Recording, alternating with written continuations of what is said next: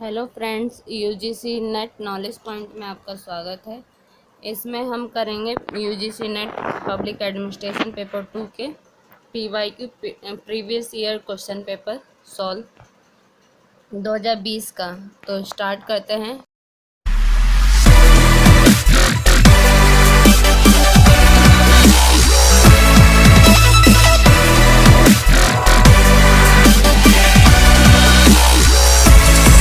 और निम्नलिखित में से किसे राजनीतिक प्रशासन द्विभाजन का विरोध किया, ये बताना है। किसने विरोध किया है?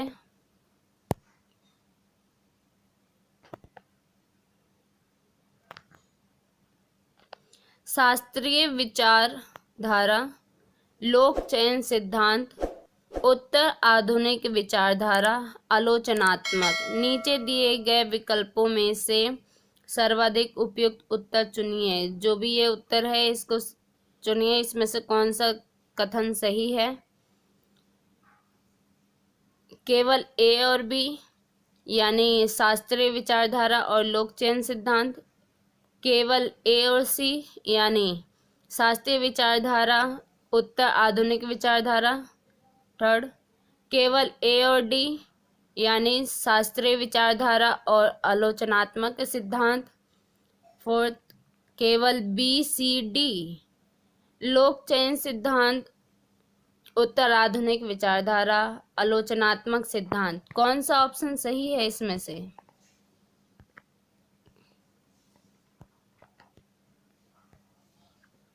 ये बताना है आपको। तो इसका आंसर है आंसर नंबर 4, केवल बी सी डी यानी लोक चयन सिद्धांत उत्तर आधुनिक विचारधारा और आलोचनात्मक सिद्धांत। क्वेश्चन नंबर 42, द साइंटिफिक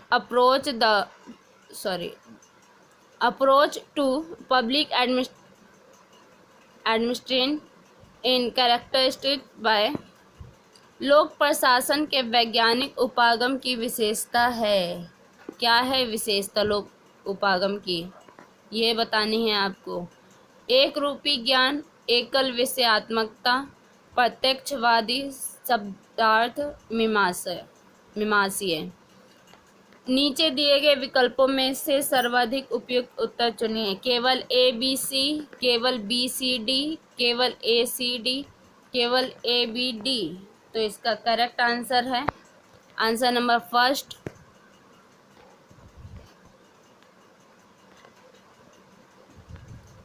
केवल ए बी सी यानी एक रूपी ज्ञान, एकल विषयात्मक और प्रत्यक्षवादी।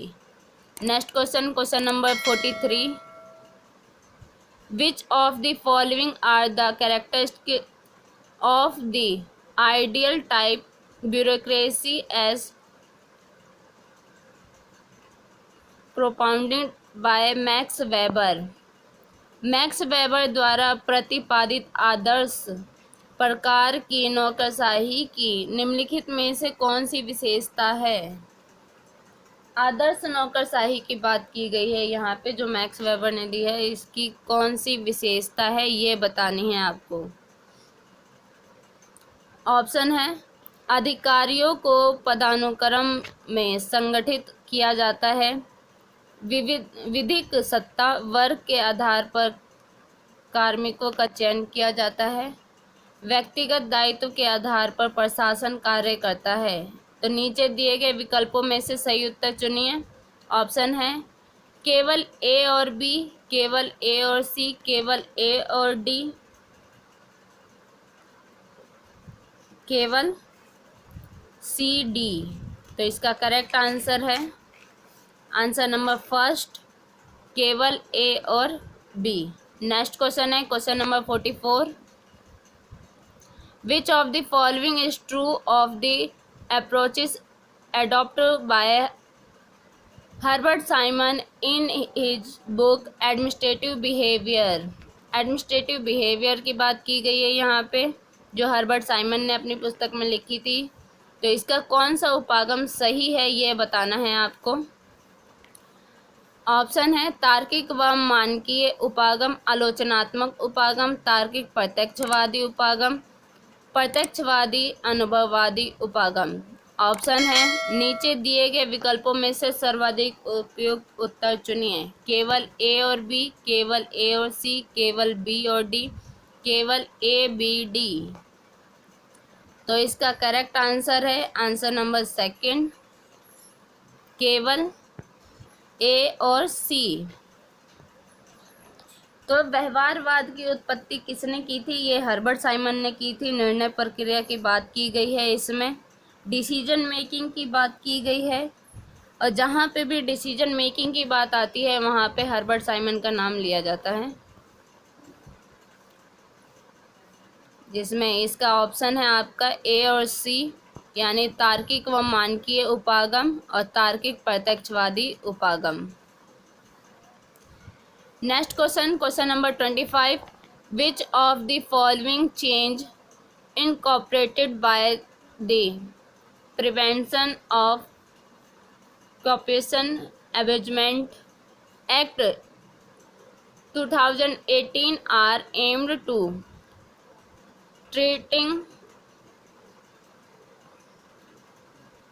tightening up the existing provision of the Prevention of Corruption Act 1988। भ्रष्टाचार निवारण संशोधन अधिनियम 2018 द्वारा निम्नलिखित में से कौन से बदलाव कर भ्रष्टाचार निवारण अधिनियम 1988 के विद्यमान प्रावधानों को सख्त बनाए जाने का प्रयोजन है? ऑप्शन है हमारा अनुचित लाभ को परिभाषित कर वैध पारिश्रमिक से इतर अन्य परितोष को शामिल करना, व्यवस्था पूर्वक किए गए भ्रष्टाचार संबंधी कृत्य जो विविध रूप से प्रतिवेदित हो को छूट दिया जाना। इस अधिनियम के अंतर्गत किसी लोक सेवक को दंडित अभियोजन हेतु सक्षम प्राधिकार की मंजूरी का प्रावधान। व्यावसायिक संगठन शब्द को स्पष्ट कर उसमें सभी प्रकार के व्यावसायिक ढांचों को शामिल। नीचे दिए गए विकल्पों में से कौन सा सही है? सही उत्तर बताना है आपको। Which of the following change incorporated by the prevention of corruption amendment act 2018 are aimed at tightening up the existing provision of the Prevention of Corruption Act 1988। भ्रष्टाचार निवारण संशोधन अधिनियम 2018 द्वारा निम्नलिखित में से कौन से बदलाव कर भ्रष्टाचार निवारण अधिनियम 1988 के विद्यमान प्रावधानों को सख्त बनाए जाने का पर प्रयोजन है? ऑप्शन है आपका ए अनुचित लाभ को परिभाषित कर वैध पारिश्रमिक से इतर अन्य परितोषण को शामिल करना, व्यवस्था पूर्वक किए गए भ्रष्टाचार संबंधी कृत्य जो विधिवत रूप से प्रतिवेदित हो को छूट दिया जाना। इस अधिनियम के अंतर्गत किसी लोक सेवक को दंडित अभियोजन हेतु सक्षम प्राधिकारी की मंजूरी का प्रावधान। व्यावसायिक संगठन शब्द को स्पष्ट कर उसमें सभी प्रकार के व्यावसायिक ढांचों के शामिल करना। नीचे दिए गए विकल्पों में से सही उत्तर चुनिए। केवल ए बी सी, केवल बी सी डी, केवल ए बी डी, केवल ए सी डी। तो आपका करेक्ट आंसर है आंसर नंबर थर्ड, केवल A B D. Next question आगे बढ़ते हैं। Question number 46, in which of the following state the representation of people act 1951 does not allow a person to contest Lok Sabha election if not registered as voter in that particular state। निम्नलिखित में से किन राज्यों में जन प्रतिनिधित्व अधिनियम 1951 के अनुसार यदि कोई व्यक्ति उस राज्य विशेष में मतदाता के रूप में पंजीकृत नहीं है तो उसे लोकसभा के निर्वाचन में प्रत्याशी होने की अनुमति नहीं है। ऑप्शन है दिल्ली, असम, लक्षद्वीप, सिक्किम, उत्तराखंड। नीचे दिए गए विकल्पों में से सही उत्तर चुनिए। केवल ए और ई, केवल बी और डी, केवल ए सी ई, केवल बी सी और डी। तो इसका करेक्ट आंसर है आंसर नंबर 4, केवल बी सी डी, यानी असम, लक्षद्वीप, सिक्किम। नेक्स्ट आगे बढ़ते हैं। Question number 47, the doctrine of pleasure with regard to dismissal of civil servant inserted in the Indian Constitution has its origin in। Option है आपका the common law, rule in English civil service, spoils system in the USA, Persian bureaucracy. Choose the correct answer from the option given below. Correct answer बताना है आपको।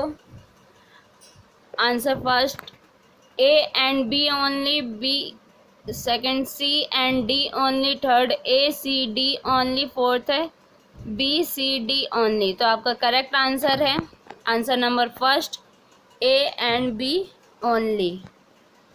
Next आगे बढ़ते हैं। Question number 48, which of the following are correct regarding establishment of Lokpal in India. Lokpal, भारत में लोकपाल की स्थापना के बारे में कौन सा कथन सही है? लोकपाल की बात की जा रही है यहाँ पे। तो लोकपाल है क्या? लोकपाल जो है ये एक भ्रष्टाचार को रोकने के लिए बनाया गया बिल है जिसे लोकपाल कहा गया है, लोकपाल बिल। इसकी स्थापना जो हुई थी, इसको पहले तो इसका जो विधेयक पास हुआ था वो राज्यसभा में हुआ था जो 17 दिसंबर 2013 को, और उसके बाद लोकसभा में 18 दिसंबर 2013 को इसको पारित कर दिया गया था लोकपाल को। तो ऑप्शन है आपका लोकपाल में एक अध्यक्ष और 6 से अधिक सदस्य का होना प्रत्याशी है। कोई व्यक्ति जो भारत का मुख्य न्यायाधीश या उच्चतम न्यायालय का न्यायाधीश रहा है अध्यक्ष रूप में नियुक्त किए जाने का पात्र है। कुल सदस्यों में से 50% न्यायिक सदस्य होना चाहिए। लोकपाल के कुल सदस्यों में से आधे सदस्यों के पद अनुसूचित जाति, अनुसूचित जनजातियों, अन्य पिछड़े वर्गों, अल्पसंख्यकों और महिलाओं के लिए आरक्षित है। आंसर है आपका कि नीचे दिए गए विकल्पों में से सही उत्तर चुनना है आपको। केवल ए, बी और सी, केवल बी सी डी, केवल सी डी ए और केवल बी और सी। तो इसका करेक्ट आंसर है आंसर नंबर सेकंड, केवल बी सी डी। नेक्स्ट आगे बढ़ते हैं। Question number 49, which among the following is correctly listed in the compulsory provision of the 73rd constitutional amendment act. निम्नलिखित में से 73वें संविधान संशोधन अधिनियम के अनिवार्य उपबंध सही तरीके से सूचीबद्ध कीजिए। ये आपको सही क्रम में लगाना है, सही क्रम में बताना है।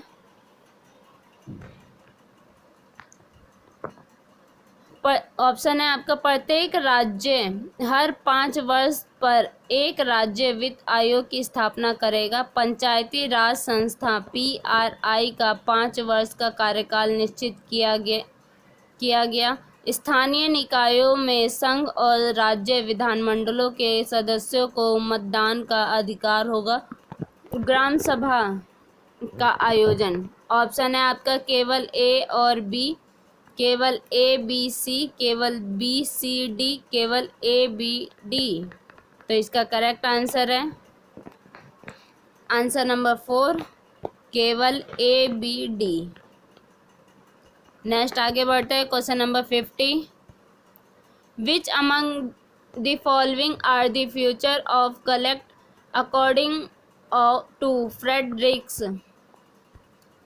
फ्रेडरिक्स के अनुसार कलेक्ट की विशेषताओं में निम्नांकित शामिल है। यह एक समपार्श्वीय समूह है। यह संगठन की पारंपरिक संबद्धता कल प्रणालियों को उपयोग करता है। यह सांक्रातिक प्रकार के विस्तृत और अन्य लक्ष्यों को निर्धारण किए रहता है। यह सदैव लोक हित के संरक्षण हेतु शक्ति प्राप्त करने के प्रयास करता है। नीचे दिए गए विकल्पों में से सही उत्तर चुनना है। जल्दी बताइए कमेंट बॉक्स में।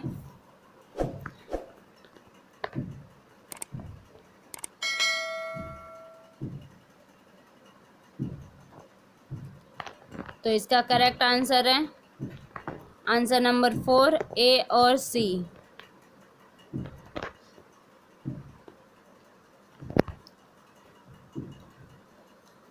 वीडियो पसंद आए तो लाइक कीजिए, शेयर कीजिए एंड सब्सक्राइब कीजिए। और आगे हम ऐसे ही नए नए अपडेट डालते रहेंगे।